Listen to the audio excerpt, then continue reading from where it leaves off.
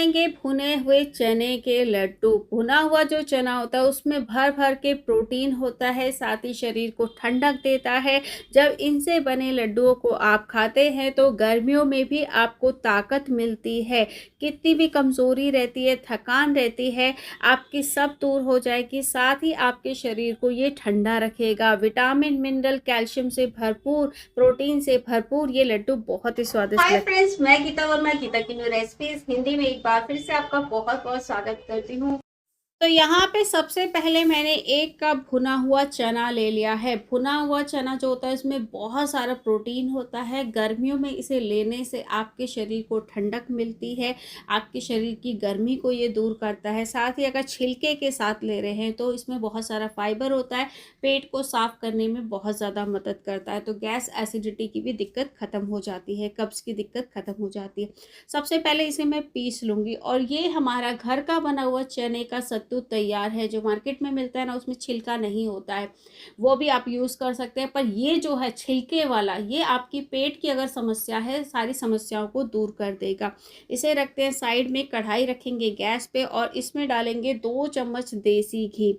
अब इस देसी घी में हमें क्या भूनना है? मखाना। जो मखाना होता है उसमें भर भर के कैल्शियम होता है। अगर आपको जोड़ों की दिक्कत रहती है, किसी भी प्रकार की शरीर की दिक्कत रहती है, हड्डियों की दिक्कत रहती है, तो आप इन लड्डुओं को खाएं, आपको बहुत ज़्यादा ताकत मिलेगी और साथ ही राहत मिलेगी अपने दर्द से।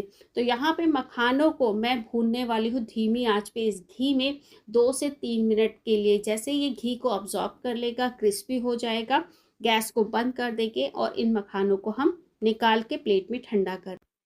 फिर से दोबारा से घी डालेंगे। इसके अंदर 4 चम्मच घी मैं यहाँ पे डाल रही हूँ, जो घर का चम्मच होता है। अब इसके अंदर मुझे 1/4 कप यहाँ पे गेहूं का आटा यूज़ करना है। और जो गेहूं का आटा होता है वो भी बहुत ज़्यादा हेल्दी होता है। गेहूं के आटे को इस तरह से घी में हम भून लेंगे। इससे 6-7 मिनट आपको लग जाएंगे। धीमे धीमे आंच पे इसे भूनना है जब तक कि इसका जो कलर है वो गोल्डन ब्राउन ना हो जाए। जल्दबाजी नहीं करनी है, गैस को धीमी आंच पे रखिएगा ताकि ये अच्छे से भून जाए। यहाँ पे आप देख सकते हैं इसका कलर जो है वो गोल्डन ब्राउन हो चुका है। अब अगली चीज़ जो मैं इसमें डाल रही हूँ, 1/4 कप यहाँ पे मैंने डाला है नारियल का बुरादा। मैंने यहाँ पे मार्केट वाला लिया है, आप चाहे तो घर पे नारियल को कद्दूकस करके वो भी यूज़ कर सकते हैं। तो इसे अच्छे से पकने देंगे। जो हीट है ऑलरेडी कढ़ाई में, उसी की वजह से नारियल भी हमारा पक जाएगा। अगली चीज़ जो मैं इसके अंदर डाल रही हूँ, 1/4 कप यहाँ पे वाटरमेलन सीड्स हैं, यानी कि खरबूजे के बीज हैं ये।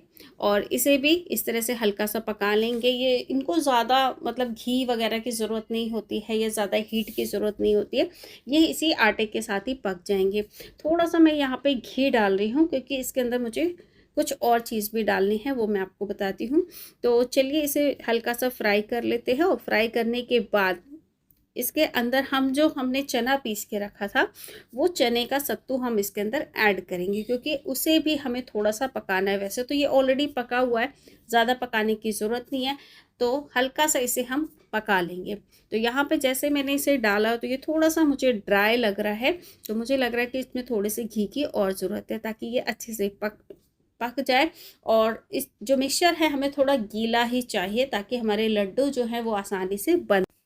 बहुत सारे लोगों को गलतफहमी होती है कि जो देसी घी होता है वो मोटापा बढ़ाता है, पर क्योंकि देसी घी एक नेचुरल चीज़ है, ये बहुत ही आसानी से डाइजेस्ट भी होता है और इससे कोई मोटापा नहीं बढ़ता है, बल्कि ये शरीर को ताकत देता है, आपकी हड्डियों को मजबूत करता है। तो थोड़ा सा घी मैंने इसमें और डाल दिया है क्योंकि ये सूखा लग रहा था। तो यहाँ पे चने के आटे को हम थोड़ा सा पका लेंगे।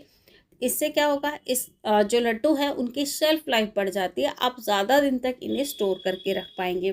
तो यहाँ पे हमारा ये आटा भी भुन गया है। गैस को बंद करते हैं और इसे हम ठंडा कर लेते हैं। यहाँ पे मैंने इस आटे को थोड़ा सा ठंडा कर लिया है। अभी मैं फ़िलहाल इसे रखती हूँ साइड में और बाकी की चीज़ें तैयार कर लेते हैं। तो यहाँ पे जो मखाना हमने फ्राई करके रखा था वो क्रिस्पी हो चुका है, तो इसे हम तोड़ लेंगे। किसी भी भारी चीज़ से इस तरह से तोड़ सकते हैं और चाहे तो आप इसे मिक्सी में ग्राइंड भी कर सकते हैं, बट मैं टाइम की बचत करने के लिए इसे फटाफट से मिक्सी में ग्राइंड कर लेती हूँ। तो जो हमारा आटा हमने तैयार करके रखा था उसके अंदर ये मखाने भी डाल देंगे। तो अब इसके अंदर अगली चीज़ जो मैं ऐड करने वाली हूँ वो है बादाम। और जो बादाम होते हैं उनकी तासीर थोड़ी गर्म होती है, ताकत तो देते हैं बट गर्म तासीर के होते हैं, इसलिए मैं सिर्फ 2 चम्मच यहाँ पे कटे हुए बादाम ऐड कर रही हूँ। थोड़ा सा इलायची पाउडर ऐड करेंगे और साथ ही मैं यहाँ पे सौंफ का पाउडर ऐड करूँगी। जो सौंफ होती है पेट के लिए बहुत अच्छी होती है, साथ ही इसकी तासीर ठंडी होती है। तो गर्मियों में जब आप सौंफ लेते हैं तो आपके पेट को ठंडक मिलती है। यहाँ पे सारी चीज़ों को मैं मिक्स कर लेती हूँ। अब इसे हमें मीठा करना है, तो मीठा करने के लिए मैं या क्या यूज़ करूँगी, यहाँ पे धागे वाली मिश्री। यहाँ पे मैं आधा कप धागे वाली मिश्री को मिक्सी में ग्राइंड करके यूज़ कर रही हूँ। आप चाहे तो चीनी को मिक्सी में ग्राइंड करके यूज़ कर सकते हैं, क्योंकि हम हेल्दी लड्डू बना रहे हैं तो यहाँ पे मैंने मिश्री को पीस लिया था। और ये आधा कप बिल्कुल परफेक्ट है, इससे ज़्यादा मीठा हमें ज़रूरत नहीं पड़ेगी। बिल्कुल परफेक्ट रेशियो मैंने यहाँ पे आपको बताया है। अच्छे से मिक्स करेंगे। अब यहाँ पे आप देख सकते हैं ये पाउडर फॉर्म में है। इसके लड्डू बनाना थोड़ा सा मुश्किल है। कैसे बनाएंगे, जब लड्डू बनाने की कोशिश करेंगे तो बंधेगा ही नहीं। तो अगर आप कम घी का इस्तेमाल करना चाहते हैं, आपको ज़्यादा घी इस्तेमाल नहीं करना है, तो आप क्या कर सकते हैं, इस तरह से कटोरी में लेकर इसे दूध के साथ या चाय के साथ खा सकते हैं, तब भी आपको ताकत मिलेगी, कोई दिक्कत नहीं आएगी।